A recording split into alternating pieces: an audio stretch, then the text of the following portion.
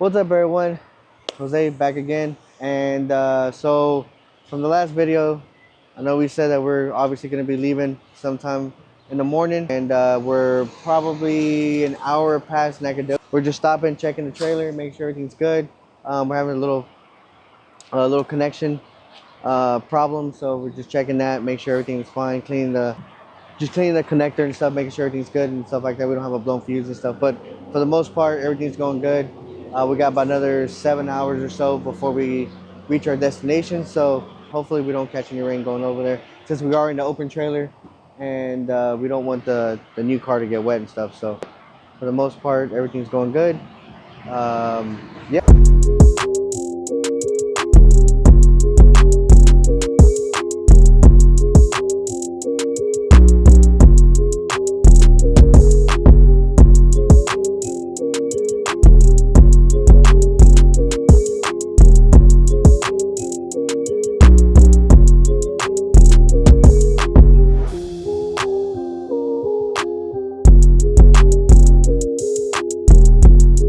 Alright guys, so we finally made it to the destination. We're here in Farmington, Missouri, where the car is at, and we're gonna pretty much go over it, check it out, make sure everything that we talked about with the owner is good, and if it is, if everything checks out, we're gonna load it up in our trailer and then obviously take it back. But for now, let's go and do a walk around on the car and check it out and enjoy.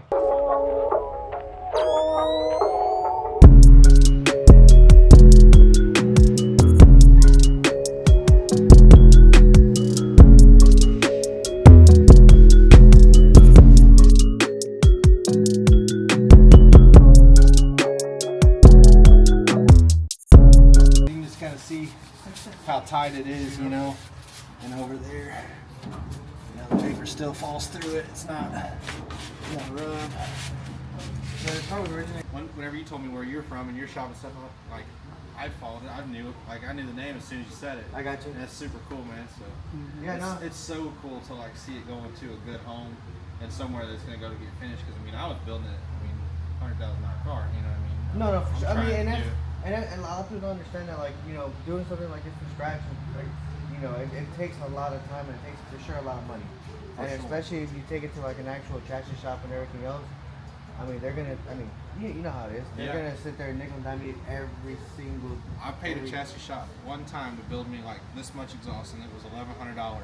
I came home and ordered a welder, and I've built my car since. I bought that 2-post lift, and I mean, I just bought the tools because I mean, I'm a window tinter. Like this is a tint shop, paint protection films, vehicle graphics. Like I build these race cars. This is just what I do. This is just my hobby. Fun, right?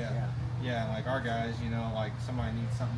I got my boy Jordan across town. You know, his Fairmont. He's got a gangster Fairmont, and you know, I built that car. Okay. Did a lot, you know, all the fab work on it and stuff. So we just keep it slow. I mean, people are like, "Oh man, I'll pay you to do this." I'm like, I don't even want to. Like, I don't even want to. So no, it's I mean, it's definitely my all. I've given it my best. I mean, I built it for me. You know So, no, it looks good, man. Honestly, like you know, a lot of times you get paying somebody to work on something. They don't like the car. They don't want the energy. Then it ain't even there. You know, it's gotta be good going into it. No, we're excited because for Jenny, whenever I was building everything, we just need to cut down and cap off. Got it. And then the caps need to put on like this tube and the other side. Need to be all capped off. off. These new, but there's actually a pack of. There's a pack of caps in there that I already had. Okay, gotcha. Steering wheel. New wheel. Got it. Oh, these are super gangster. These are Brian Hammer Concept. Billet adjustable column mounts, so you can weld to that, and then you can adjust your column. I never used these. They were a lot of money. They were like $180 or something stupid. Gotcha. But I mean, it was like no expensive spare type deal. Yeah. Those are rear shocks right there. Yeah, which I don't know. You know, you guys are probably gonna end up wanting something better. You guys probably have some vintage or something. So we're playing up for vintage or something. Yeah. So, but they are there. They do go with the car. I thought that I was missing the door glass. I know you guys got glass, but one of the doors has the glass in it. Okay. And then that glass, that's the other glass. So you guys got all the glass, all the steel.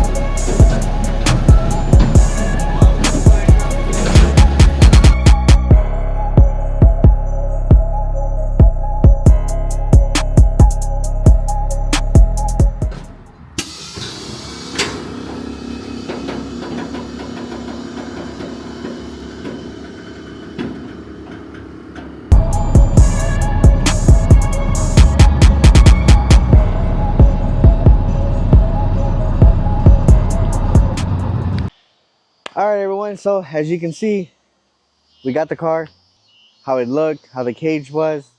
I mean, it's a really good chassis. The guy did a really good job on it, and for us, it helps us because it's a big leap going, getting back to the track, getting back to racing. The other chassis that we had, just there was too much work that needed to be done, and this is a very good starting point. I mean, we didn't even know it actually came with a chassis table, so we got a little bit more than what we paid for it. So which is it's always awesome. He just gave it to us, so awesome. We really appreciate that. But now we're on our way to Houston, and we stopped to Top Fuel, got some pizza. Hopefully it doesn't hurt us on the road, but time will tell. But yeah, hopefully we don't catch any rain, because we did when we left the location. We got a little bit of rain, so everything's dried off. We went over it, make sure everything's good, check the straps, all that stuff. But for the most part, it's on our way home. Can't wait to get back. We're already brainstorming color schemes, combinations, stuff like that. And obviously, again, if you guys haven't subscribed, like, comment, let us know what you guys think. Let us know what combination you think we should go with as far as a motor platform. So, LS Coyote, should we go import, 2J, turbo, screw blower, pro charger, I mean, nitrous. Let us know. We would like to hear from you guys. And then, like I said, for the most part, we're done. I'm going to eat my pizza, get back in the truck, and haul ass back to Houston. Later.